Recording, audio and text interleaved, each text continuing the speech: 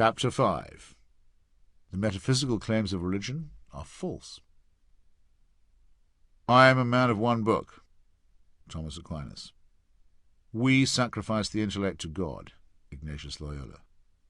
Reason is the devil's harlot, who can do naught but slander and harm whatever God says and does. Martin Luther. Looking up at the stars, I know quite well that for all they care, I can go to hell. W. H. Auden, the more loving one. I wrote earlier that we would never again have to confront the impressive faith of an Aquinas or a Maimonides, as contrasted with the blind faith of millennial or absolutist sects, of which we have an apparently unlimited and infinitely renewable supply. This is for a simple reason. Faith of that sort, the sort that can stand up at least for a while in a confrontation with reason, is now plainly impossible. The early fathers of faith, they made very sure there'd be no mothers, were living in a time of abysmal ignorance and fear. Maimonides did not include in his guide to the perplexed those whom he described as not worth the effort, the Turkish and black and nomadic peoples whose nature is like the nature of mute animals. Aquinas half believed in astrology and was convinced that the fully formed nucleus, not that he would have known the word as we do, of a human being was contained inside each individual sperm. One can only mourn over the dismal and stupid lectures on sexual continence that we might have been spared if this nonsense had been exposed earlier than it was.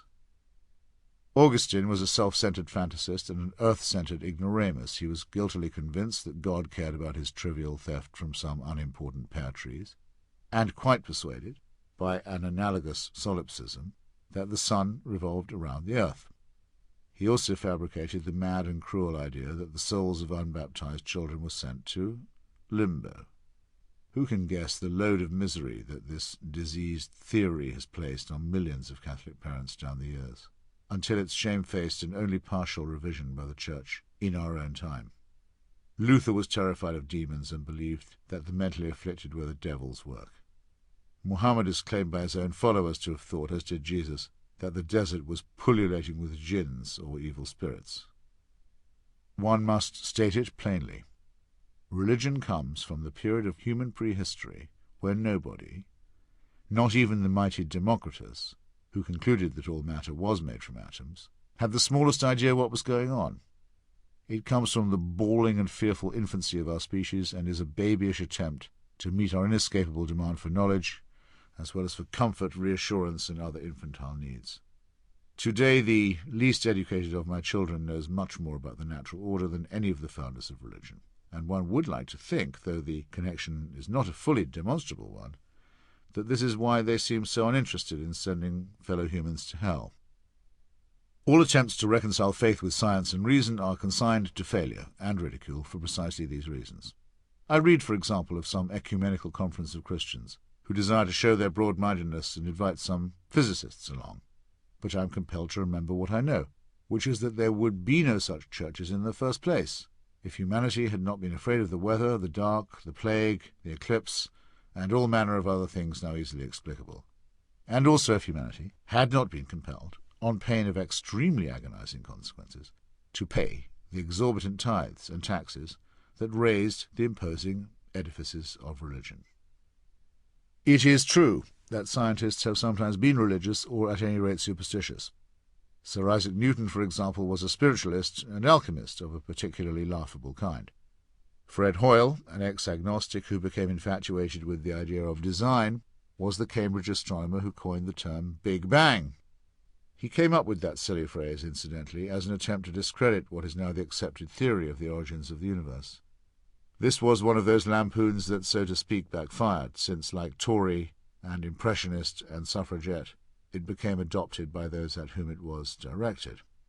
Stephen Hawking is not a believer, and when invited to Rome to meet the late Pope John Paul II, asked to be shown the records of the trial of Galileo.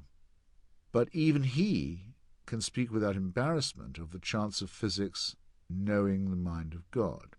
And this now seems quite harmless as a metaphor, as, for example, when the Beach Boys sing, or I say, God only knows.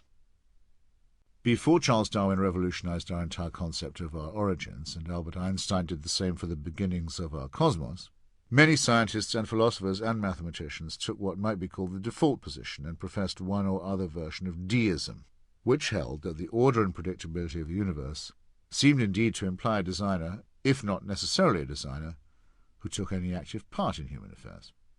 This compromise was a logical and rational one for its time, and was especially influential among the Philadelphia and Virginia intellectuals, such as Benjamin Franklin and Thomas Jefferson, who managed to seize a moment of crisis and use it to enshrine Enlightenment values in the founding documents of the United States of America. Yet, as St. Paul so unforgettably said, when one is a child, one speaks and thinks as a child, but when one becomes a man, one puts away childish things.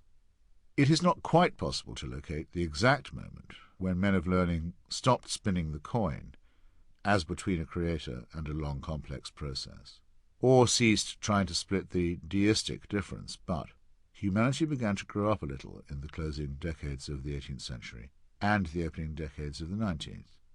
Charles Darwin was born in 1809, on the very same day as Abraham Lincoln, and there is no doubt as to which of them has proved to be the greater emancipator. If one had to emulate the foolishness of Archbishop Usher and try to come up with the exact date on which the conceptual coin came down solidly on one side, it would be the moment when Pierre-Simon de Laplace was invited to meet Napoleon Bonaparte. Laplace, born in 1749 and dying in 1827, was the brilliant French scientist who took the work of Newton a stage further and showed by means of mathematical calculus how the operations of the solar system were those of bodies revolving systematically in a vacuum. When he later turned his attention to the stars and the nebulae, he postulated the idea of gravitational collapse and implosion, or what we now breezily term the black hole. In a 5-volume book entitled Celestial Mechanics, he laid all this out, and like many men of his time was also intrigued by the orrery, a working model of the solar system as seen, for the first time, from the outside. These are now commonplace, but were then revolutionary, and the Emperor asked to meet Laplace in order to be given either a set of the books or, accounts differ, a version of the orrery. I personally suspect that the gravedigger of the French Revolution wanted the toy rather than the volumes. He was a man in a hurry, and had managed to get the Church to baptize his dictatorship with a crown. At any event, and in his childish and demanding and imperious fashion, he wanted to know why the figure of God did not appear in Laplace's mind-expanding calculations. And there came the cool, lofty, and considered response. Je n'ai pas besoin de cette hypothèse. Laplace was to become a marquis, and could perhaps more modestly have said, "It works well enough without that idea, Your Majesty," but he simply stated that he did not need it. And neither do we. The decay and collapse and discredit of God-worship does not begin at any dramatic moment, such as Nietzsche's histrionic and self-contradictory pronouncement that God was dead. Nietzsche could no more have known this, or made the assumption that God had ever been alive, than a priest or witch-doctor could ever declare that he knew God's will. Rather, the end of God-worship discloses itself at the moment, which is somewhat more gradually revealed, when it becomes optional, or only one among many possible beliefs. For the greater part of human existence, it must always be stressed, this option did not really exist. We know from the many fragments of their burned and mutilated texts and confessions that there were always human beings who were unconvinced. But from the time of Socrates, who was condemned to death for spreading unwholesome skepticism, it was considered ill-advised to emulate his example. And for billions of people down the ages, the question simply did not come up. The votaries of Baron Samedi in Haiti enjoyed the same monopoly, founded upon the same brute coercion, as did those of John Calvin in Geneva or Massachusetts. I select these examples because they are yesterday, in terms of human time. Many religions now come before us with ingratiating smirks and outspread hands, like an unctuous merchant in a bazaar. They offer consolation and solidarity and uplift, competing as they do in a marketplace. But we have a right to remember how barbarically they behaved when they were strong and were making an offer that people could not refuse. And if we chance to forget what that must have been like, we have only to look to those states and societies where the clergy still has the power to dictate its own terms. The pathetic vestiges of this can still be seen in modern societies in the efforts made by religion to secure control over education, or to exempt itself from tax, or to pass laws forbidding people to insult its omnipotent and omniscient deity, or even his prophet. In our new semi-secular and mediocre condition, even the religious will speak with embarrassment of the time when theologians would dispute over futile propositions with fanatical intensity, measuring the length of angels' wings, for example, or debating how many such mythical creatures could dance on the head of a pin. Of course, it's horrifying to remember how many people were tortured and killed, and how many sources of knowledge fed to the flames in bogus arguments over the Trinity, or the Muslim Hadith, or the arrival of a false Messiah. But it is better for us not to fall into relativism, or what E.P. Thompson called the enormous condescension of posterity. The scholastic obsessives of the Middle Ages were doing the best they could on the basis of hopelessly limited information, ever-present fear of death and judgment, very low life expectancy, and an audience of illiterates. Living in often genuine fear of the consequences of error, they exerted their minds to the fullest extent then possible and evolved quite impressive systems of logic and the dialectic. It is not the fault of men like Peter Abelard if they had to work with bits and pieces of Aristotle, many of whose writings were lost when the Christian emperor Justinian closed the schools of philosophy, but were preserved in Arabic translation in Baghdad and then retransmitted to a benighted Christian Europe by way of Jewish and Muslim Andalusia. When they got hold of the material and reluctantly conceded that there had been intelligent discussion of ethics and morality before the supposed advent of Jesus, they tried their hardest to square the circle. We have nothing much to learn from what they thought, but a great deal to learn from how they thought. One medieval philosopher and theologian who continues to speak eloquently across the ages is William Ockham, sometimes known as William of Ockham, and presumably named after his native village in Surrey, England, that still boasts the name. He was born on a date unknown to us and died probably in great agony and fear, and probably of the horrific Black Death, in Munich in 1349. He was a Franciscan, in other words an acolyte, of the aforementioned mammal who was said to have preached to birds, and thus conditioned to a radical approach to poverty, which brought him into collision with the papacy in Avignon in 1324.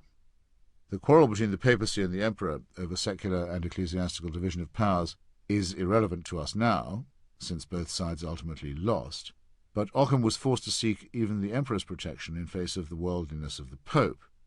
Faced with charges of heresy and the threat of excommunication, he had the fortitude to respond that the pope himself was the heretic.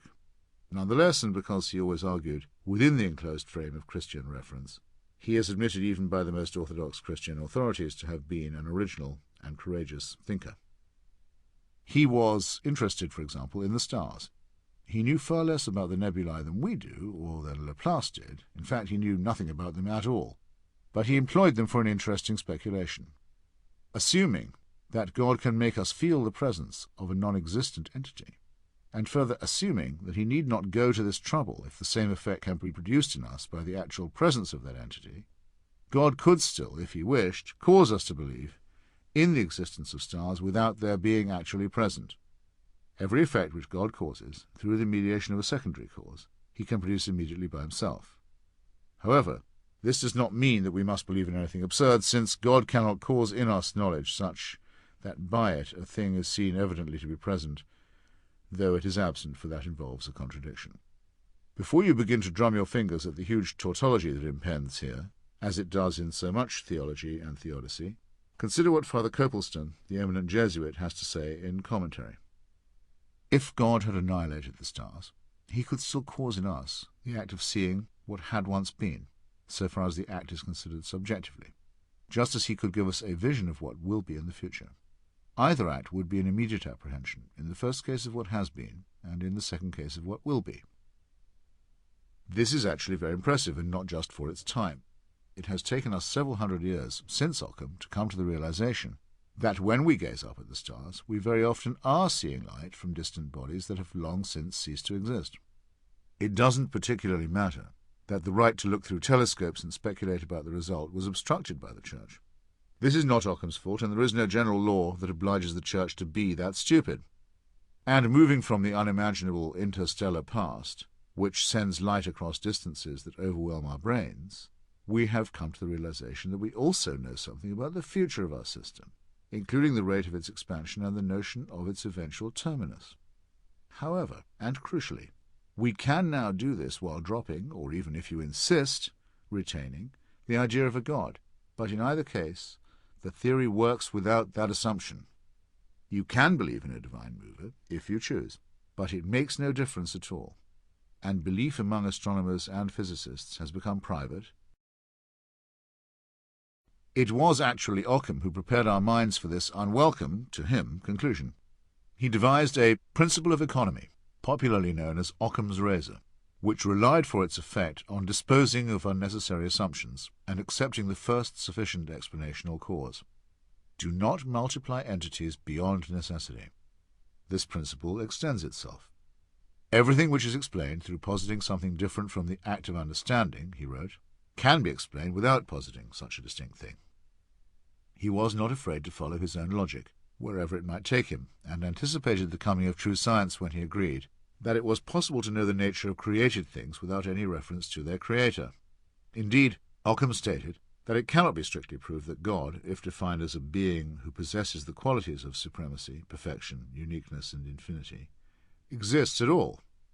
However, if one intends to identify a first cause of the existence of the world, one may choose to call that God, even if one does not know the precise nature of the first cause. And even the first cause has its difficulties, since a cause will itself need another cause. It is difficult or impossible, he wrote, to prove against the philosophers that there cannot be an infinite regress in causes of the same kind, of which one can exist without the other. Thus the postulate of a designer or creator only raises the unanswerable question of who designed the designer or created the creator. Religion and theology and theodicy, this is now me talking and not Occam, have consistently failed to overcome this objection. Occam himself simply had to fall back on the hopeless position that the existence of God can only be demonstrated by faith. Credo quia absurdum, as the church father Tertullian put it, either disarmingly or annoyingly, according to your taste. I believe it because it is absurd. It is impossible to quarrel seriously with such a view. If one must have faith in order to believe something, or believe in something, then the likelihood of that something having any truth or value is considerably diminished. The harder work of inquiry, proof, and demonstration is infinitely more rewarding, and has confronted us with findings far more miraculous and transcendent than any theology. Actually, the leap of faith, to give it the memorable name that Soren Kierkegaard bestowed upon it, is an imposture. As he himself pointed out, it is not a leap that can be made once and for all. It is a leap that has to go on and on being performed in spite of mounting evidence to the contrary. This effort is actually too much for the human mind, and leads to delusions and manias. Religion understands perfectly well that the leap is subject to sharply diminishing returns, which is why it often doesn't in fact rely on faith at all, but instead corrupts faith and insults reason by offering evidence and pointing to confected proofs. This evidence and these proofs include arguments from design, revelations, punishments, and miracles. Now that religion's monopoly has been broken, it is within the compass of any human being to see these evidences and proofs as the feeble-minded inventions that they are.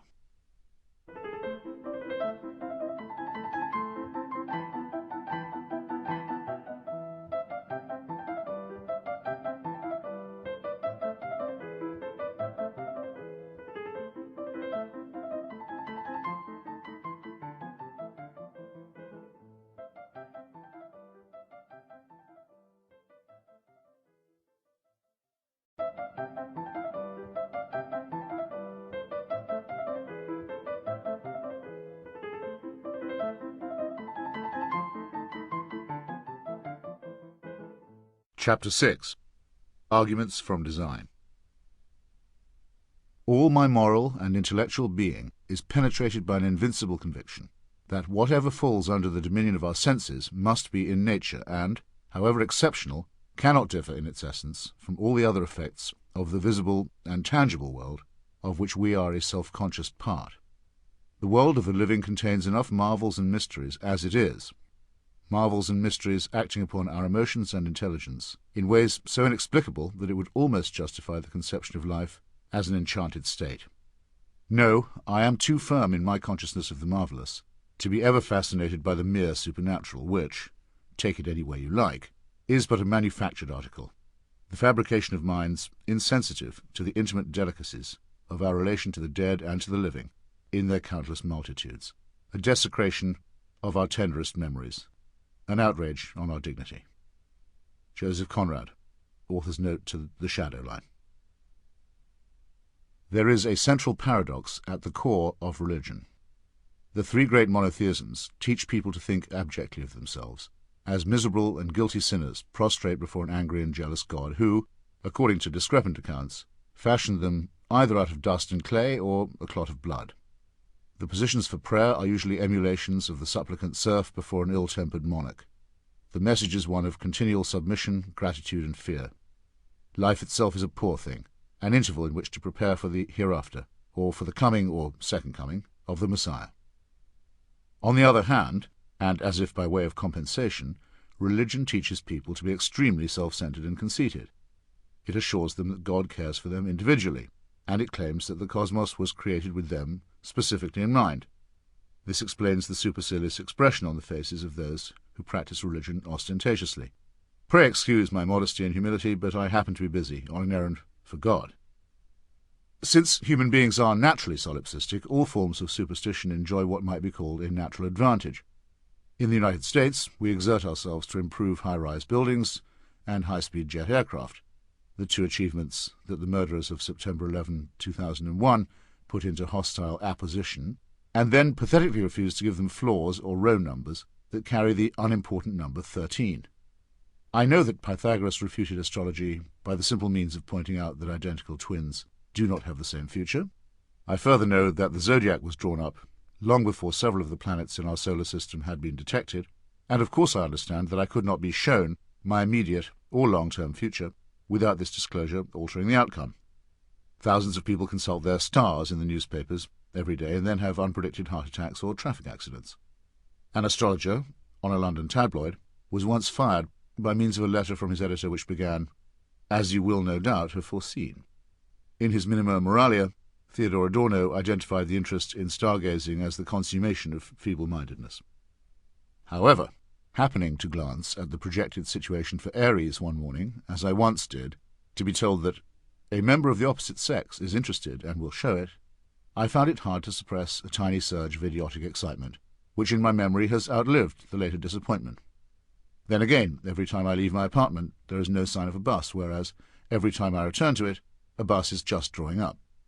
In bad moods I mutter, "just my luck" to myself, even though part of my small 2 or 3 pound brain reminds me that the mass transit schedule of Washington, D.C. is drawn up and implemented without any reference to my movements. I mention this in case it might later become important. If I am hit by a bus on the day this book is published, there will certainly be people who will say it was no accident. So why should I not be tempted to overrule W.H. Auden and believe that the firmament is in some mysterious way ordered for my benefit? Or, coming down by a few orders of magnitude, that fluctuations in my personal fortunes are of absorbing interest to a supreme being? One of the many faults in my design is my propensity to believe or to wish this, and though, like many people, I have enough education to see through the fallacy, I have to admit that it is innate. In Sri Lanka once, I was travelling in a car with a group of Tamils on a relief expedition to a Tamil area of the coastline that had been hard hit by a cyclone. My companions were all members of the Sai Baba sect, which is very strong in South India and Sri Lanka. Sai Baba himself has claimed to raise the dead and makes a special on-camera performance of producing holy ash from his bare palms. Why ash, I used to wonder. Anyway, the trip began with my friends breaking some coconuts on a rock to ensure a safe journey. This evidently did not work, because halfway across the island, our driver ploughed straight into a man who staggered out in front of us as we were racing too fast through a village. The man was horribly injured and, this being a Sinhala village, the crowd that instantly gathered was not well disposed to these Tamil intruders. It was a very sticky situation, but I was able to defuse it somewhat by being an Englishman wearing an off-white Graham-Greene type suit and by having press credentials that had been issued by the London Metropolitan Police. This impressed the local cop enough to have us temporarily released, and my companions, who had been very scared indeed, were more than grateful for my presence and for my ability to talk fast. In fact, they telephoned their cult headquarters to announce that Sai Baba himself had been with us, in the temporary shape of my own person. From then on I was treated literally with reverence, and not allowed to carry anything or fetch my own food. It did occur to me meanwhile to check on the man we had run over. He had died of his injuries in hospital. I wonder what his horoscope had foreshadowed for that day. Thus in miniature I saw how one mere human mammal, myself, can suddenly begin to attract shy glances of awe and wonder, and how another human mammal, our luckless victim, could be somehow irrelevant to Sai Baba's benign design. "There, but for the grace of God," said John Bradford in the 16th century, on seeing wretches led to execution, "go I." What this apparently compassionate observation really means, not that it really means anything, is, there by the grace of God goes someone else. As I was writing this chapter, a heart-stopping accident took place in a coal mine in West Virginia. 13 miners survived the explosion, but were trapped underground, compelling the nation's attention for a whole fraught news cycle until with huge relief it was announced that they had been located safe and sound. These glad tidings turned out to be premature, which was an impossible additional anguish for the families, who had already begun celebrating and giving thanks before discovering that all but one of their menfolk had suffocated under the rock. It was also an embarrassment to the newspapers and news bulletins that had rushed out too soon with the false consolation. And can you guess what the headline on those newspapers and bulletins had been? Of course you can. Miracle, with or without the exclamation point, was the invariable choice, surviving mockingly in print and in the memory to intensify the grief of the relatives. There doesn't seem to be a word to describe the absence of divine intervention in this case. But the human wish to credit good things as miraculous and to charge bad things to another account is apparently universal. In England, the monarch is the hereditary head of the Church as well as the hereditary head of the state. William Cobbett once pointed out that the English themselves colluded in this servile absurdity by referring to the royal mint but the national debt. Religion plays the same trick and in the same way and before our very eyes. On my first visit to the Sacré-Cœur in Montmartre, a church that was built to celebrate the deliverance of Paris from the Prussians and the Commune of 1870 to 1871, I saw a panel in bronze which showed the exact pattern in which a shower of Allied bombs, dropped in 1944, had missed the church and burst in the adjoining neighbourhood. Given this overwhelming tendency to stupidity and selfishness in myself and among our species, it is somewhat surprising to find the light of reason penetrating at all. The brilliant Schiller was wrong in his Joan of Arc when he said that, against stupidity the gods themselves contend in vain.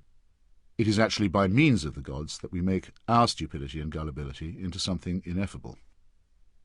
The design arguments which are products of this same solipsism take two forms, the macro and the micro. They were most famously summarized by William Paley, whose dates are 1743 to 1805, in his book Natural Philosophy. Here we encounter the homespun example of the primitive human who stumbles across a ticking watch. He may not know what it is for, but he can discern that it is not a rock or a vegetable, and that it has been manufactured, and even manufactured for some purpose. Paley wanted to extend this analogy both to nature and to man. His complacency and wrong-headedness are well caught by J.G. Farrell in his portrait of a Paley-trained Victorian divine in The Siege of Krishnapur.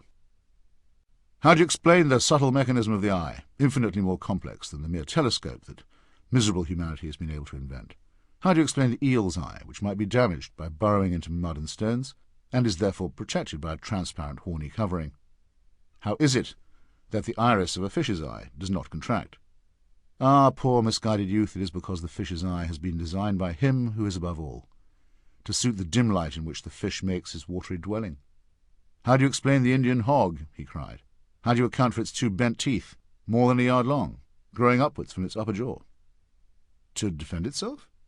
No, young man, it has two tusks for that purpose, issuing from the lower jaw like those of a common boar. No, the answer is that the animal sleeps standing up, and, in order to support its head, it hooks its upper tusks on the branches of the trees, for the designer of the world has given thought even to the hog's slumbers. Paley did not bother to explain how the designer of the world came to command so many of his human creatures to treat the said hog as if it were a demon or a leper.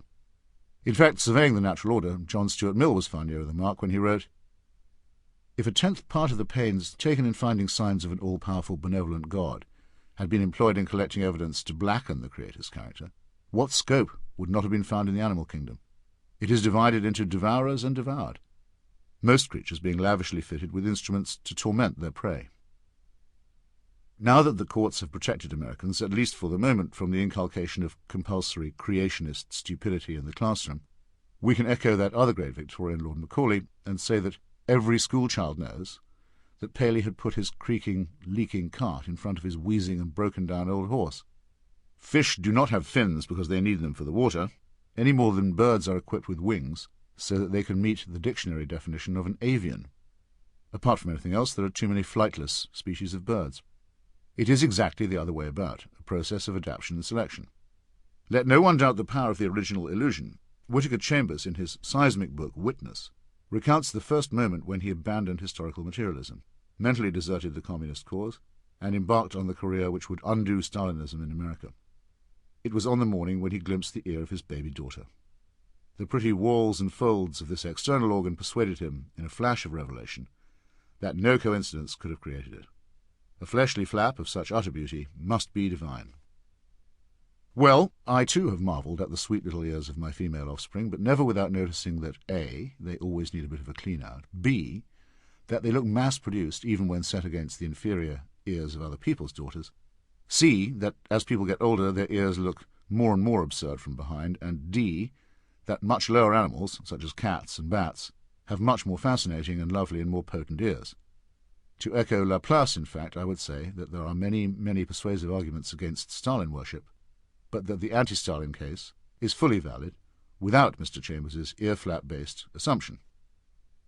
Ears are predictable and uniform, and their flaps are every bit as adorable when the child has been born stone-deaf. The same is not true in the same sense of the universe. Here there are anomalies and mysteries and imperfections, to use the most minimal terms, that do not even show adaptation, let alone selection. Thomas Jefferson in old age was fond of the analogy of the timepiece in his own case, and would write to friends who inquired after his health that the odd spring was breaking and the occasional wheel wearing out. This, of course, raises the uncomfortable, for believers, idea of the built-in fault that no repairman can fix. Should this be counted as part of the design as well? As usual, those who take the credit for the one will fall silent and start shuffling when it comes to the other side of the ledger.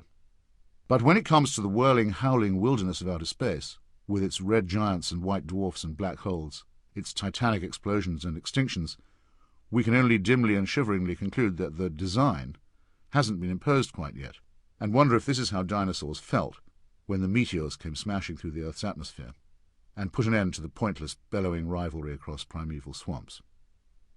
Even what was first known about the comparatively consoling symmetry of the solar system, with its nonetheless evident tendency to instability and entropy, upset Sir Isaac Newton enough to make him propose that God intervened every now and then to put the orbits back on an even keel. This exposed him to teasing from Leibniz, who asked why God couldn't have got it working right the first time around.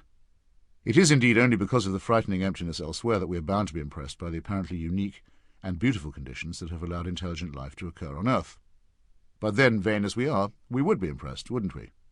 This vanity allows us to overlook the implacable fact that, of the other bodies in our own solar system alone, the rest are all either far too cold to support anything recognizable as life, or far too hot. The same, as it happens, is true of our own blue and rounded planetary home, where heat contends with cold to make large tracts of it into useless wasteland, and where we have come to learn that we live, and have always lived, on a climatic knife-edge. Meanwhile, the sun is getting ready to explode, and devour its dependent planets like some jealous chief or tribal deity. Some design. So much for the macro dimension. What of the micro? Ever since they were forced to take part in this argument, which they were with great reluctance, the religious have tried to echo Hamlet's admonition to Horatio, that there are more things in heaven and earth than are dreamed of by mere humans. Our side willingly concedes this point. We are prepared for discoveries in the future that will stagger our faculties even more than the vast advances in knowledge that have come to us since Darwin and Einstein. However, these discoveries will come to us in the same way, by means of patient and scrupulous, and this time we hope unfettered, inquiry. In the meanwhile, we also have to improve our minds by the laborious exercise of refuting the latest foolishness contrived by the faithful. When the bones of prehistoric animals began to be discovered and scrutinized in the 19th century, there were those who said that the fossils had been placed in the rock by God in order to test our faith. This cannot be disproved. Nor can my own pet theory that, from the patterns of behaviour that are observable, we may infer a design that makes planet Earth, all unknown to us, a prison colony and lunatic asylum that is employed as a dumping ground by far-off and superior civilizations. However, I was educated by Sir Karl Popper to believe that a theory that is unfalsifiable is to that extent a weak one. Now we are being told that astonishing features such as the human eye cannot be the result of, so to speak, blind chance. As it happens, the design faction have chosen an example that could not be bettered. We now know a great deal about the eye, and about which creatures have it and which do not, and why. I must here for a moment give way to my friend Dr. Michael Shermer.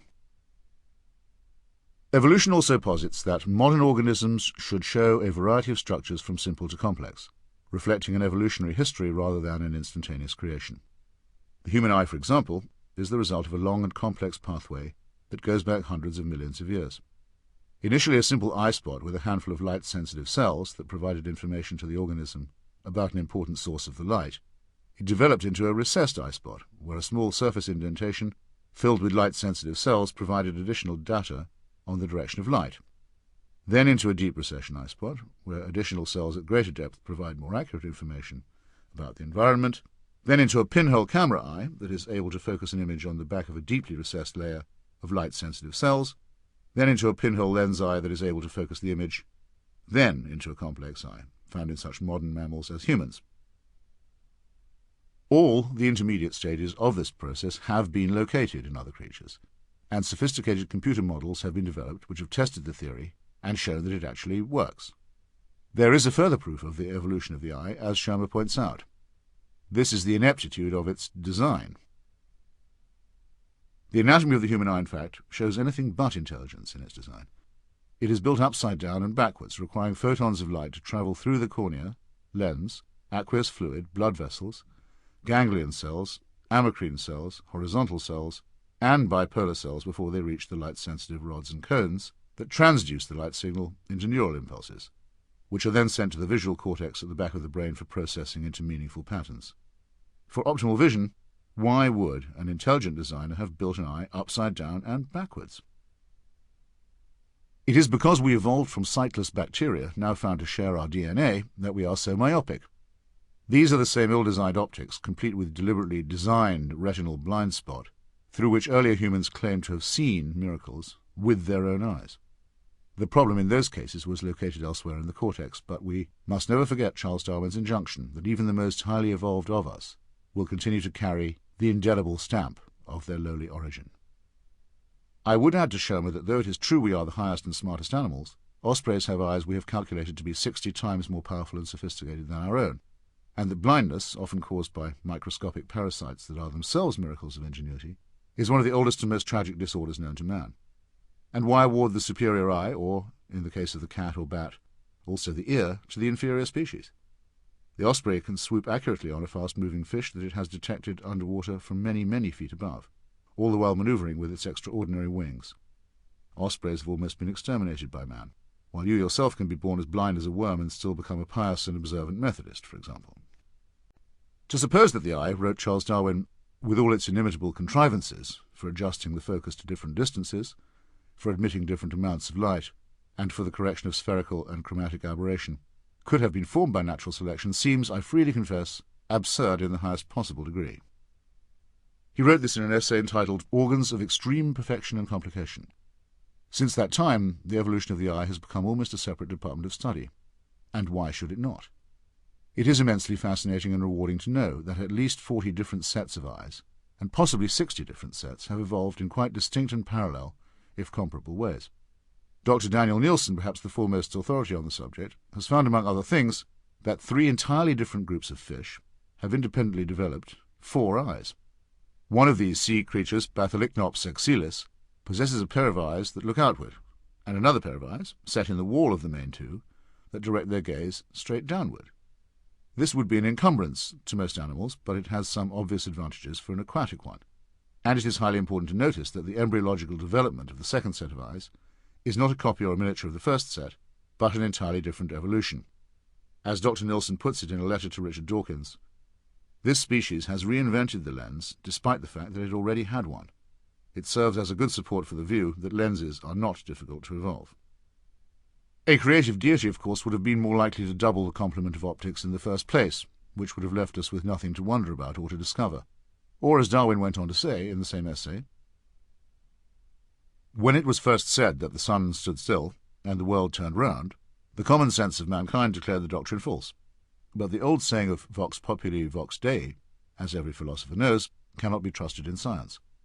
Reason tells me that, if numerous gradations from an imperfect and simple eye to one perfect and complex, each grade being useful to its possessor, can be shown to exist, as is certainly the case, if, further, the eye ever slightly varies, and the variations be inherited, as is likewise certainly the case, and if such variations should ever be useful to any animal under changing conditions of life, then the difficulty of believing that a perfect and complex eye could be formed by natural selection, though insuperable by our imagination, cannot be considered real.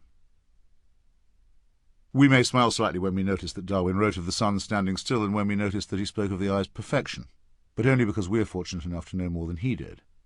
What is worth noting and retaining is his proper use of the sense of what is wondrous. The real miracle is that we, who share genes with the original bacteria that began life on the planet, have evolved as much as we have. Other creatures did not develop eyes at all, or developed extremely weak ones. There is an intriguing paradox here. Evolution does not have eyes, but it can create them. The brilliant Professor Francis Crick, one of the discoverers of the double helix, had a colleague named Leslie Orgel who encapsulated this paradox more elegantly than I can. Evolution, he said, is smarter than you are. But this compliment to the intelligence of natural selection is not by any means a concession to the stupid notion of intelligent design. Some of the results are extremely impressive, as we are bound to think in our own case. What a piece of work is a man, as Hamlet exclaims, before going on to contradict himself somewhat by describing the result as a quintessence of dust, both statements having the merit of being true. But the process by which the results are attained is slow and infinitely laborious, and has given us a DNA string which is crowded with useless junk and which has much in common with much lower creatures. The stamp of the lowly origin is to be found in our appendix, in the now needless coat of hair that we still grow and then shed after 5 months in the womb, in our easily worn-out knees, our vestigial tails, and the many caprices of our urinogenital arrangements. Why do people keep saying God is in the details? He isn't in ours, unless his yokel creationist fans wish to take credit for his clumsiness, failure, and incompetence. Those who have yielded, not without a struggle, to the overwhelming evidence of evolution are now trying to award themselves a medal for their own acceptance of defeat. The very magnificence and variety of the process, they now wish to say, argues for a directing and originating mind. In this way they choose to make a fumbling fool of their pretended God, and make him out to be a tinkerer, an approximator, and a blunderer, who took eons of time to fashion a few serviceable figures, and heaped up a junkyard of failure and scrap meanwhile. Have they no more respect for the deity than that? They unwisely say that evolutionary biology is only a theory, which betrays their ignorance of the meaning of the word theory as well as of the meaning of the word design.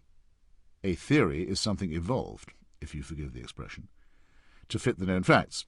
It is a successful theory if it survives the introduction of hitherto unknown facts, and it becomes an accepted theory if it can make accurate predictions about things or events that have not yet been discovered or have not yet occurred. This can take time and is also subject to a version of Occam's procedure. Pharaonic astronomers in Egypt could predict eclipses, even though they believed the Earth to be flat. It just took them a great deal more unnecessary work. Einstein's prediction of the precise angular deflection of starlight due to gravity, verified during an eclipse off the west coast of Africa that occurred in 1913, was more elegant and was held to vindicate his theory of relativity. There are many disputes between evolutionists as to how the complex process occurred, and indeed as to how it began. Francis Crick even allowed himself to flirt with the theory that life was inseminated on Earth by bacteria spread from a passing comet. However, all these disputes, when or if they are resolved, will be resolved by using the scientific and experimental methods that have proven themselves so far. By contrast, creationism, or intelligent design, its only cleverness being found in this underhanded rebranding of itself, is not even a theory. In all its well-financed propaganda, it has never even attempted to show how one single piece of the natural world is explained better by design than by evolutionary competition. Instead, it dissolves into puerile tautology. One of the creationists' questionnaires purports to be a yes-no interrogation of the following. Do you know of any building that didn't have a builder? Do you know of any painting that didn't have a painter? Do you know of any car that didn't have a maker? If you answered yes for any of the above, give details. We know the answer in all cases. These were painstaking inventions, also by trial and error, of mankind, and were the work of many hands, and are still evolving. This is what makes piffle out of the ignorant creationist sneer, which compares evolution to a whirlwind blowing through a junkyard of parts and coming up with a jumbo jet. For a start, there are no parts lying around waiting to be assembled. For another thing, the process of acquisition and discarding of parts, most especially wings, is as far from a whirlwind as could conceivably be. The time involved is more like that of a glacier than a storm. For still another thing, jumbo jets are not riddled with non-working or superfluous parts, lamely inherited from less successful aircraft. Why have we agreed so easily to call this exploded old non-theory by its cunningly chosen new disguise of intelligent design? There's nothing at all intelligent about it. It is the same old mumbo-jumbo, or in this instance, jumbo-mumbo. Airplanes are, in their human-designed way, evolving, and so, in a quite different way, are we. In early April 2006, a long study at the University of Oregon was published in the journal Science. Based on the reconstruction of ancient genes from extinct animals, the researchers were able to show how the non-theory of irreducible complexity is a joke. Protein molecules, they found, slowly employed trial and error, reusing and modifying existing parts, to act in a key-and-lock manner and switch discrepant hormones on and off. This genetic march was blindly inaugurated 450 million years ago, before life left the ocean and before the evolution of bones. We now know things about our nature that the founders of religion could not even begin to guess at, and that would have stilled their overconfident tongues if they had known of them. Yet again, once one has disposed of superfluous assumptions, speculation about who designed us to be designers becomes as fruitless and irrelevant as the question of who designed that designer. Aristotle, whose reasoning about the unmoved mover and the uncaused cause is the beginning of this argument, concluded that the logic would necessitate 47 or 55 gods. Surely even a monotheist would be grateful for Occam's razor at this point. From a plurality of prime movers, the monotheists have bargained it down to a single one. They are getting ever nearer to the true round figure. We must also confront the fact that evolution is, as well as smarter than we are, infinitely more callous and cruel and also capricious. Investigation of the fossil record and the record of molecular biology shows us that approximately 98% of all the species that have ever appeared on Earth have lapsed into extinction. There have been extraordinary periods of life explosion, invariably succeeded by great dyings out. In order for life to take hold at all on a cooling planet, it had first to occur with fantastic profusion. We have a micro-glimpse of this in our little human lives. Men produce infinitely more seminal fluid than is required to build a human family, and are tortured, not completely unpleasantly, by the urgent need to spread it all over the place or otherwise get rid of it. Religions have needlessly added to the torture by condemning various simple means of relieving this presumably designed pressure. The exuberant, teeming variety of insect life, or sparrow or salmon or codfish life, is a titanic waste that ensures, in some but not all cases, that there will be enough survivors. The higher animals are hardly exempt from this process. The religions that we know of have, for self-evident reasons, also emerged from peoples that we know of. And in Asia and the Mediterranean and the Middle East, the human record is traceable back for an impressively long and continuous period of time. However, even the religious myths mention periods of darkness and plague and calamity, when it seemed that nature had turned against human existence.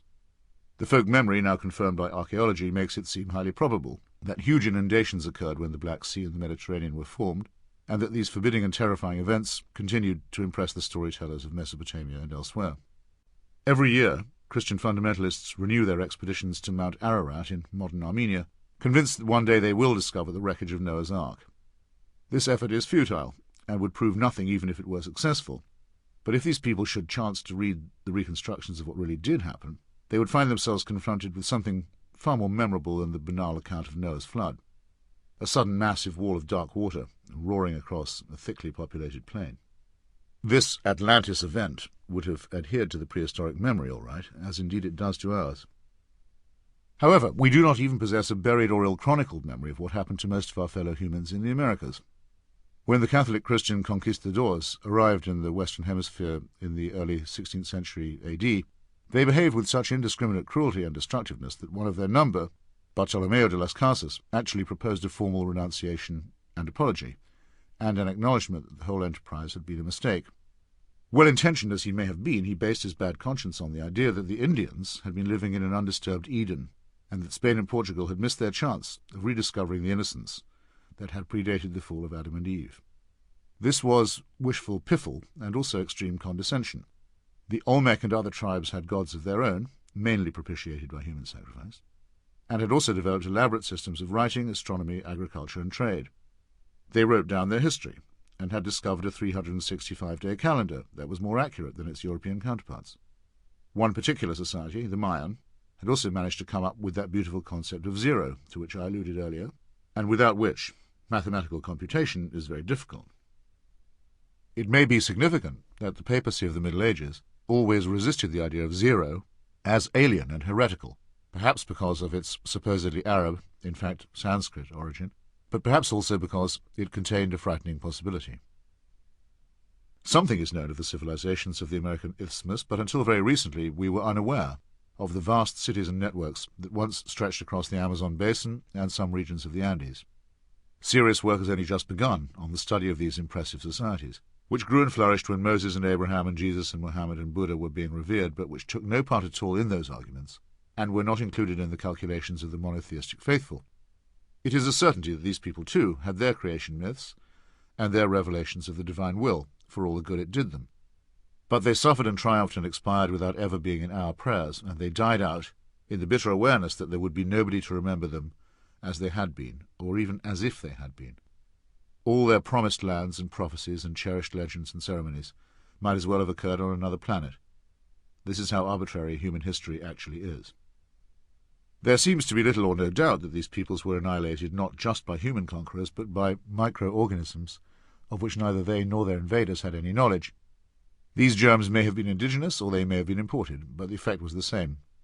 Here again one sees the gigantic man-made fallacy that informs our Genesis story. How can it be proven in one paragraph that this book was written by ignorant men and not by any god? Because man is given dominion over all beasts, fowl and fish. But no dinosaurs or plesiosaurs or pterodactyls are specified, because the authors did not know of their existence, let alone of their supposedly special and immediate creation. Nor are any marsupials mentioned, because Australia, the next candidate after Mesoamerica for a new Eden, was not on any known map.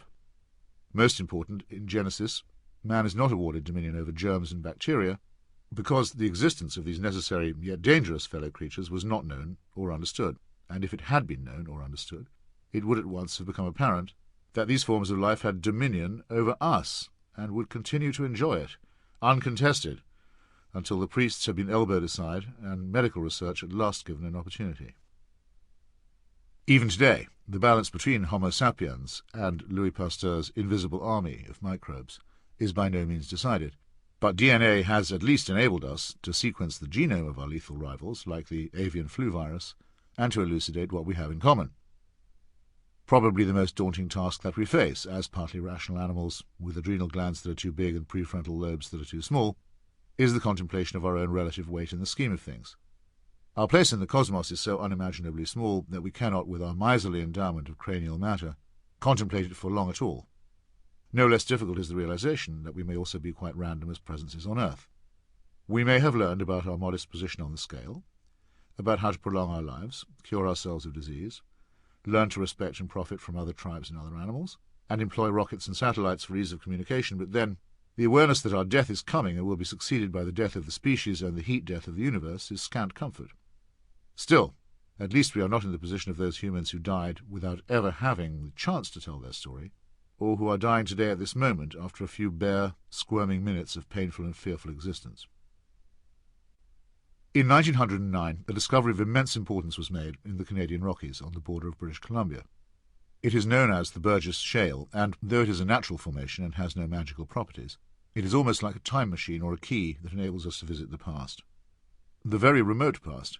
This limestone quarry came into existence about 570 million years ago, and records what paleontologists familiarly call the Cambrian explosion. Just as there have been great dyings and extinctions during evolutionary time, so there have been energetic moments when life was suddenly profuse and various again. An intelligent designer might have managed without these chaotic episodes of boom and bust. Most of the surviving modern animals have their origins in this grand Cambrian burgeoning, but until 1909 we were unable to view them in anything like their original habitat. Until then also, we had to rely upon the evidence mainly of bones and shells, whereas the Burgess Shale contains much fossilized soft anatomy, including the contents of digestive systems. It is a sort of Rosetta Stone for the decoding of life forms. Our own solipsism, often expressed in diagram or cartoon form, usually represents evolution as a kind of ladder or progression, with a fish gasping on the shore in the first frame, hunched and prognathous figures in the succeeding ones, and then by slow degrees an erect man in a suit waving his umbrella and shouting, "Taxi!"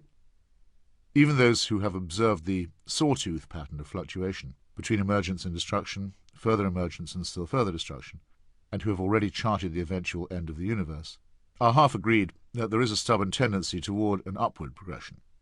This is no great surprise. Inefficient creatures will either die out or be destroyed by more successful ones. But progress does not negate the idea of randomness, and when he came to examine the Burgess Shale, the great paleontologist Stephen Jay Gould arrived at the most disquieting and unsettling conclusion of all. He examined the fossils and their development with minute care and realized that if this tree could be replanted or this soup set boiling again, it would very probably not produce the same results that we now know. It may be worth mentioning that this conclusion was no more welcome to Gould than it is to you or to me. In his youth he had imbibed a version of Marxism, and the concept of progress was real to him. But he was too scrupulous a scholar to deny the evidence that was so plainly displayed. And while some evolutionary biologists are willing to say that the millimetrical and pitiless process had a direction toward our form of intelligent life, Gould subtracted himself from their company. If the numberless evolutions from the Cambrian period could be recorded and rewound, as it were, and the tape then played again, he established there was no certainty that it would come out the same way. Several branches of the tree, a better analogy would be with small twigs on an extremely dense bush, end up going nowhere, but given another start they might have blossomed and flourished, just as some that did blossom and flourish might equally well have withered and died. We all appreciate that our nature and existence is based upon our being vertebrate. The earliest known vertebrate, or chordate, located in the Burgess Shale, is a 2-inch and rather elegant creature named after an adjoining mountain and also for its sinuous beauty, Picaia gracilens. It was originally and wrongly classified as a worm. One must never forget how recent most of our knowledge really is. But in its segments, muscularity, and dorsal rod flexibility, it is a necessary ancestor that yet demands no worship. Millions of other life forms perished before the Cambrian period was over, but this little prototype survived. To quote Gould, "Wind the tape of time back to Burgess times, and let it play again. If Picaia does not survive in the replay, we are wiped out of future history, all of us, from shark to robin to orangutan." And I don't think that any handicapper, given Burgess evidence as known today, would have granted very favourable odds for the persistence of Picaia. And so, if you wish to ask the question of the ages, why do humans exist, a major part of the answer, touching those aspects of the issue that science can treat at all, must be because Picaia survived the Burgess decimation. This response does not cite a single law of nature. It embodies no statement about predictable evolutionary pathways, no calculation of probabilities based on general rules of anatomy or ecology. The survival of Picaia was a contingency of just history. I do not think that any higher answer can be given, and I cannot imagine that any resolution could be more fascinating. We are the offspring of history, and must establish our own paths in this most diverse and interesting of conceivable universes, one indifferent to our suffering, and therefore offering us maximum freedom to thrive or to fail in our own chosen way. A way chosen, one must add, within very strictly defined limits. Here is the cool, authentic voice of a dedicated scientist and humanist. In a dim way, we knew all this already. Chaos theory has familiarized us with the idea of the unscripted butterfly wing flap that, stirring a tiny zephyr, eventuates in a raging typhoon. Saul Bellows' Augie March shrewdly observed the fritillary corollary that, if you hold down one thing, you hold down the adjoining. And Gould's mind-stunning but mind-opening book on the Burgess Shale is entitled Wonderful Life, a double entendre with an echo of the best-loved of all American sentimental movies. At the climax of this engaging but abysmal film, Jimmy Stewart wishes that he'd never been born, but is then shown by an angel what the world would be like if his wish had been granted. A middlebrow audience is thus given a vicarious glimpse of a version of Heisenberg's principle of uncertainty. Any attempt to measure something will have the effect of minutely altering that which is being measured. We've only recently established that a cow is closer in family to a whale than to a horse. Other wonders certainly await us. If our presence here in our present form is indeed random and contingent, then at least we can consciously look forward to the further evolution of our poor brains and to stupendous advances in medicine and life extension, derived from work on our elementary stem cells and umbilical cord blood cells. In the steps of Darwin, Peter and Rosemary Grant of Princeton University have gone for the past 30 years to the Galapagos Islands, lived in the arduous conditions of the tiny island of Daphne Major, and actually watched and measured the way that finches evolved and adapted as their surroundings changed. They have shown conclusively that the size and shape of the finches' beaks would adjust themselves to drought and scarcity, by adaptation to the size and character of different seeds and beetles. Not only could the 3-million-year-old original flock change in one way, but if the beetle and seed situation changed back, their beaks could follow suit. The Grants took care, and they saw it happening, and could publish their findings and proofs for all to see. We are in their debt. Their lives were harsh, but who could wish that they had mortified themselves in a holy cave or on top of a sacred pillar instead? In 2005, a team of researchers at the University of Chicago conducted serious work on two genes known as microcephalin and ASPM that, when disabled, are the cause of microcephaly. Babies born with this condition have a shrunken cerebral cortex, quite probably an occasional reminder of the period when the human brain was very much smaller than it is now. The evolution of humans has been generally thought to have completed itself about 50 to 60,000 years ago, an instant in evolutionary time. Yet those two genes have apparently been evolving faster in the past 37,000 years, raising the possibility that the human brain is a work in progress. In March 2006, further work at the same university revealed that there are some 700 regions of the human genome where genes have been reshaped by natural selection within the past 5,000 to 15,000 years. These genes include some of those responsible for our senses of taste and smell, digestion, bone structure, skin color, and brain function. One of the great emancipating results of genomics is to show that all racial and color differences are recent, superficial, and misleading. It is a moral certainty that between the time I finish writing this book and the time that it is published, several more fascinating and enlightening discoveries will be made in this burgeoning field. It may be too soon to say that all the progress is positive or upward, but human development is still underway. It shows in the manner in which we acquire immunities and also in the way in which we do not. Genome studies have identified early groups of northern Europeans who learned to domesticate cattle and acquired a distinct gene for lactose tolerance, while some people of more recent African descent, we all originate from Africa, are prone to a form of sickle cell anemia which, while upsetting in and of itself, results from an earlier mutation that gave protection against malaria. And all this will be further clarified if we are modest and patient enough to understand the building blocks of nature and the lowly stamp of our origins. No divine plan, let alone angelic intervention, is required.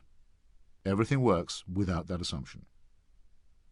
Thus, though I dislike to differ with such a great man, Voltaire was simply ludicrous when he said that if God did not exist, it would be necessary to invent him. The human invention of God is the problem to begin with.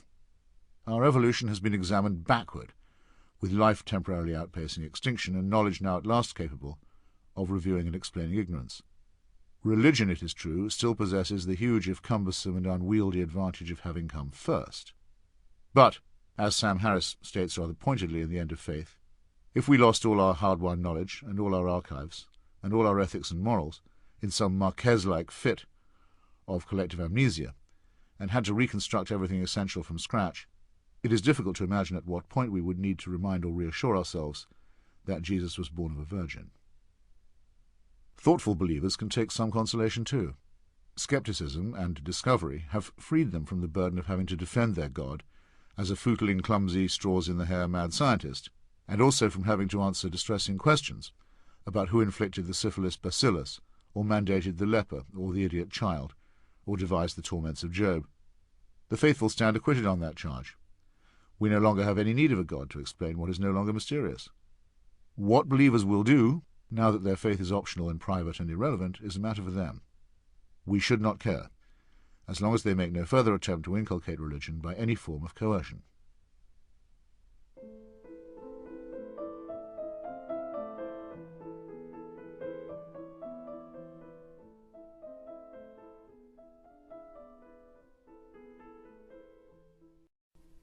Chapter 7. Revelation, the nightmare of the Old Testament. Another way in which religion betrays itself and attempts to escape mere reliance on faith and instead offer evidence in the sense normally understood is by the argument from Revelation.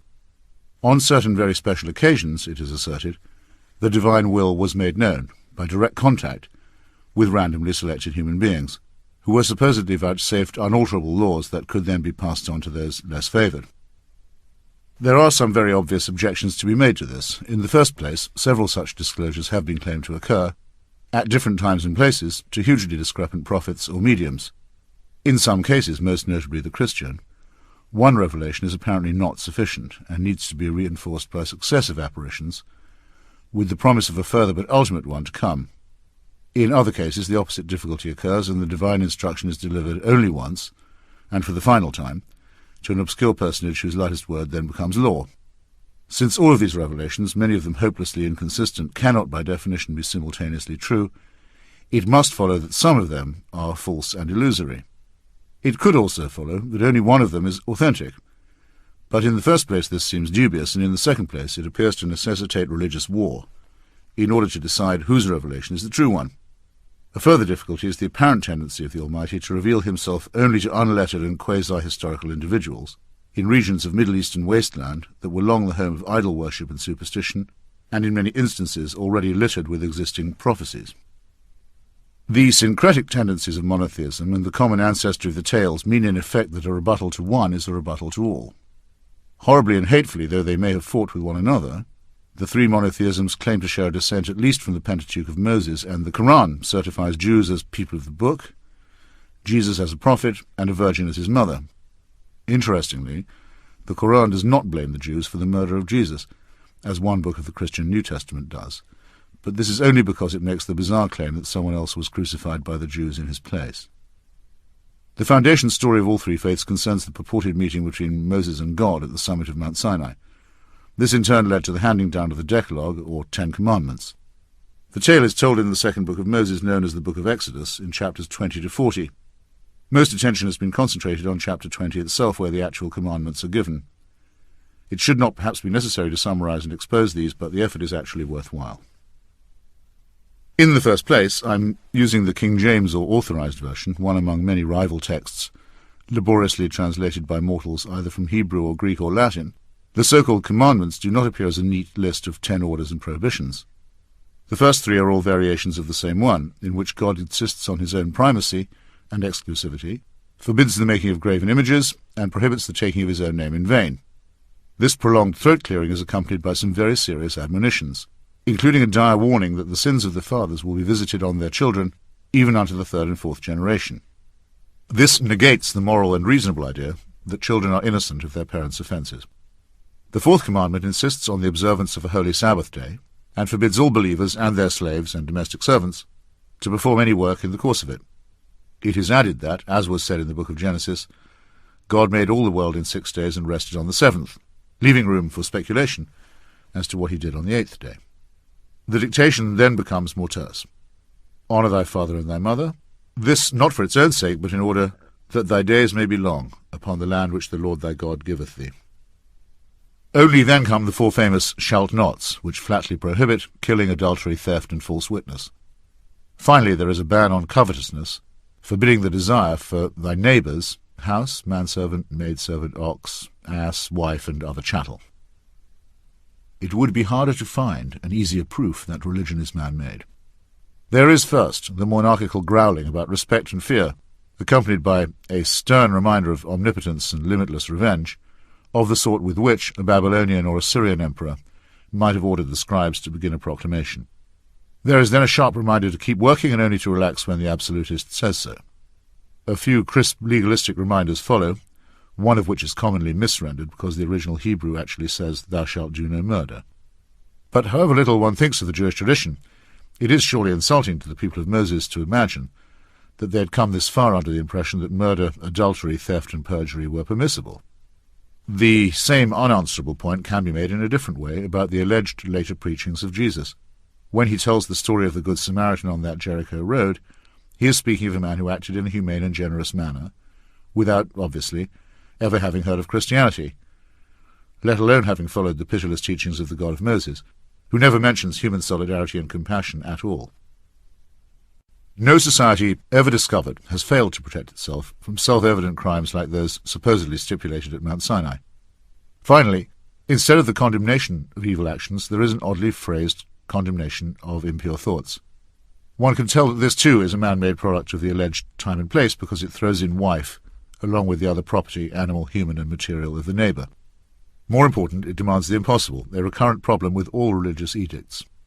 One may be forcibly restrained from wicked actions or barred from committing them, but to forbid people from contemplating them is too much. In particular, it is absurd to hope to banish envy of other people's possessions or fortunes, if only because the spirit of envy can lead to emulation and ambition and have positive consequences. It seems improbable that the American fundamentalists, who desire to see the Ten Commandments emblazoned in every schoolroom and courtroom, almost like a graven image, are so hostile to the spirit of capitalism. If God really wanted people to be free of such thoughts, he should have taken more care to invent a different species. Then there is the very salient question of what the commandments do not say. Is it too modern to notice that there is nothing about the protection of children from cruelty, nothing about rape, nothing about slavery, and nothing about genocide?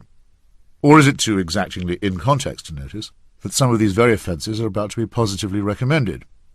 In verse 2 of the immediately following chapter, God tells Moses to instruct his followers about the conditions under which they may buy or sell slaves, or bore their ears through with an awl, and the rules governing the sale of their daughters. This is succeeded by the insanely detailed regulations governing oxes that gore and are gored, and including the notorious verses forfeiting life for life, eye for eye, tooth for tooth. Micromanagement of agricultural disputes breaks off for a moment with the abrupt verse 22:18, "Thou shalt not suffer a witch to live." This was for centuries the warrant for the Christian torture and burning of women who did not conform. Occasionally there are injunctions that are moral, and also, at least in the lovely King James Version, memorably phrased. "Thou shalt not follow a multitude to do evil" was taught to Bertrand Russell by his grandmother, and stayed with the old heretic all his life. However, one mutters a few sympathetic words for the forgotten and obliterated Hivites, Canaanites, and Hittites, also presumably part of the Lord's original creation, who are to be pitilessly driven out of their homes to make room for the ungrateful and mutinous children of Israel. This supposed covenant is the basis for a 19th century irredentist claim to Palestine that has brought us endless trouble up to the present day. 74 of the elders, including Moses and Aaron, then meet God face to face. Several whole chapters are given over to the minutest stipulations about the lavish, immense ceremonies of sacrifice and propitiation that the Lord expects of his newly adopted people. But this all ends in... It goes without saying that none of the gruesome, disordered events described in Exodus ever took place. Israeli archaeologists are among the most professional in the world, even if their scholarship has sometimes been inflected with a wish to prove that the covenant between God and Moses was founded on some basis in fact. No group of diggers and scholars has ever worked harder, or with greater expectations, than the Israelis who sifted through the sands of Sinai and Canaan. The first of them was Yigal Yadin, whose best-known work was at Masada, and who had been charged by David Ben-Gurion to dig up the title deeds that would prove the Israeli claim to the Holy Land. Until a short time ago, his evidently politicized efforts were allowed a certain superficial plausibility. But then much more extensive and objective work was undertaken, presented most notably by Israel Finkelstein of the Institute of Archaeology at Tel Aviv University and his colleague Neil Asher Silberman. These men regard the Hebrew Bible, or Pentateuch, as beautiful, and the story of modern Israel as an all-round inspiration, in which respects I humbly beg to differ. But their conclusion is final, and the more creditable for asserting evidence over self-interest. There was no flight from Egypt, no wandering in the desert, let alone for the incredible 4-decade length of time mentioned in the Pentateuch, and no dramatic conquest of the Promised Land.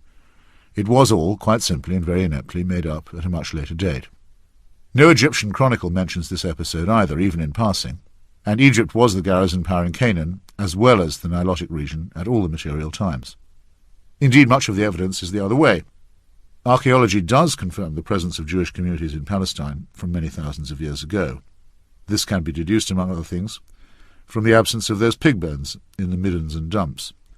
And it does show that there was a kingdom of David, albeit rather a modest one. But all the Mosaic myths can be safely and easily discarded. I do not think that this is what the sour critics of faith sometimes call a reductionist conclusion.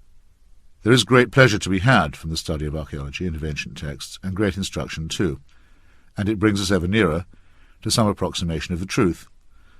On the other hand, it also raises the question of anti-theism once more. In The Future of an Illusion, Freud made the obvious point that religion suffered from one incurable deficiency.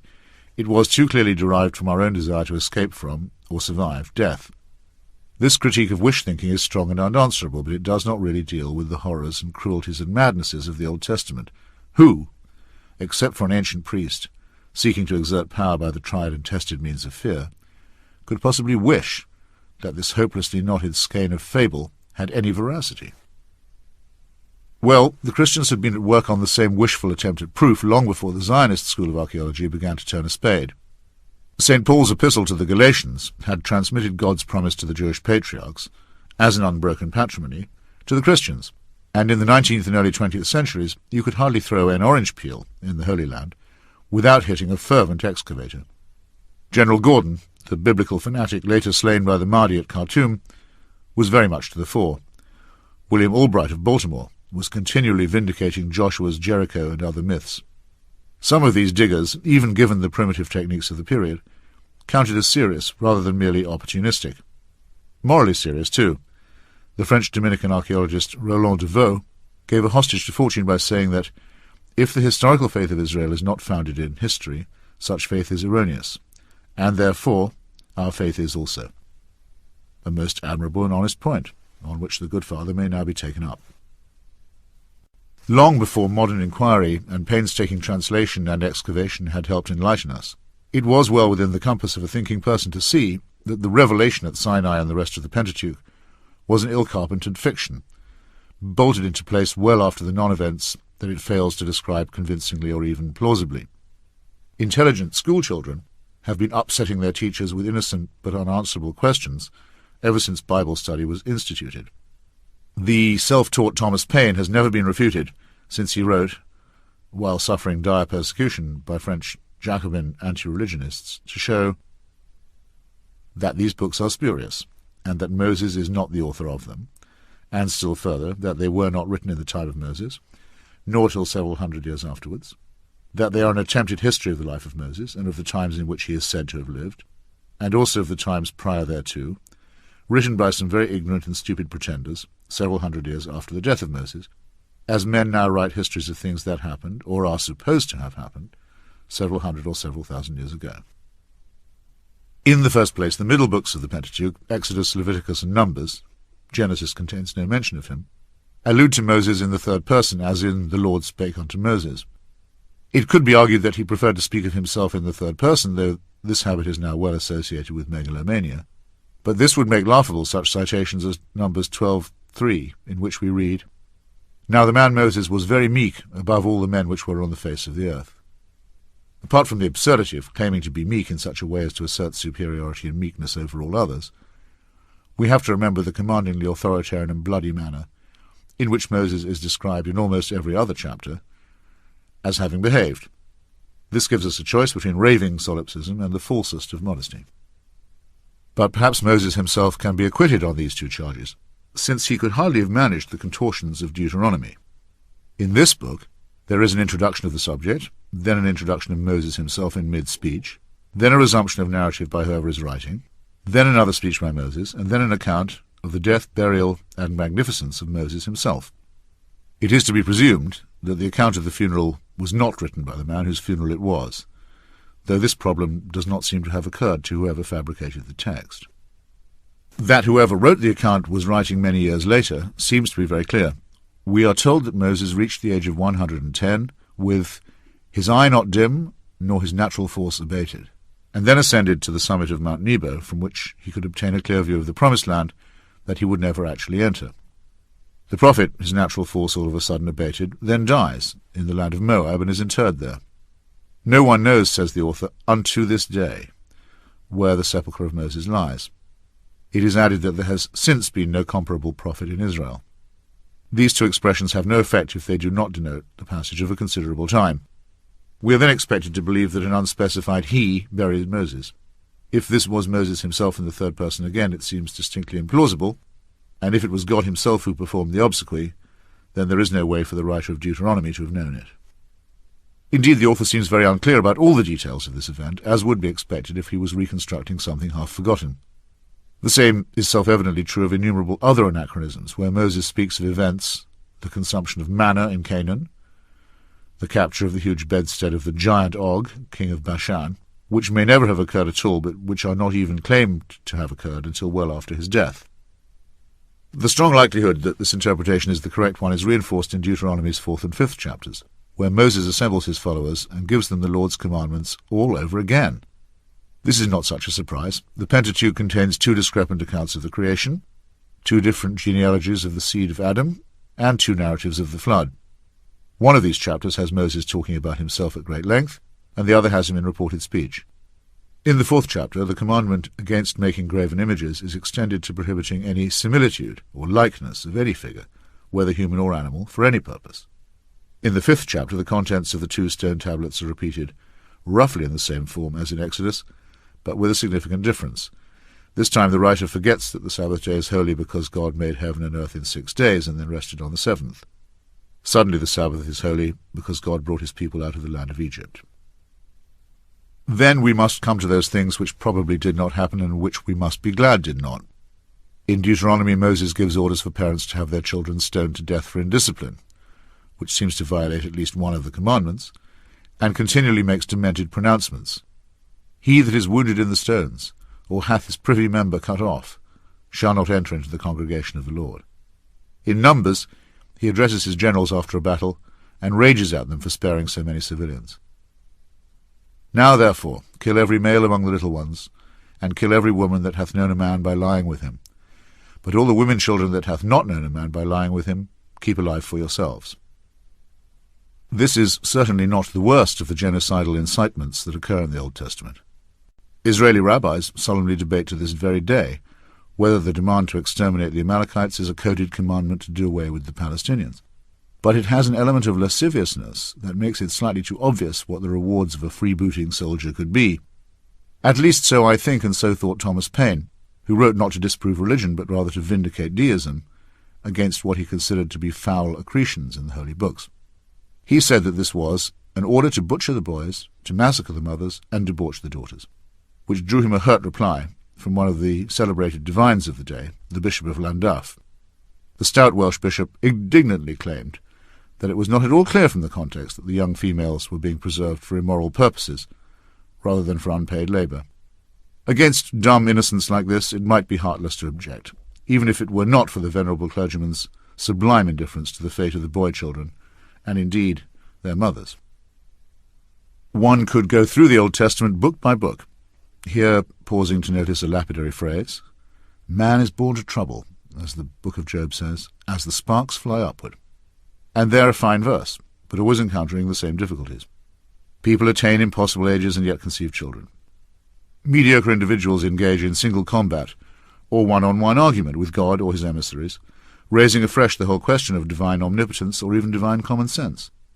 And the ground is forever soaked with the blood of the innocent. Moreover, the context is oppressively confined and local. None of these provincials, or their deity, seems to have any idea of a world beyond the desert, the flocks and herds, and the imperatives of nomadic subsistence. This is forgivable on the part of the provincial yokels, obviously, but then what of their supreme guide and wrathful tyrant? Perhaps he was made in their image, even if not graven.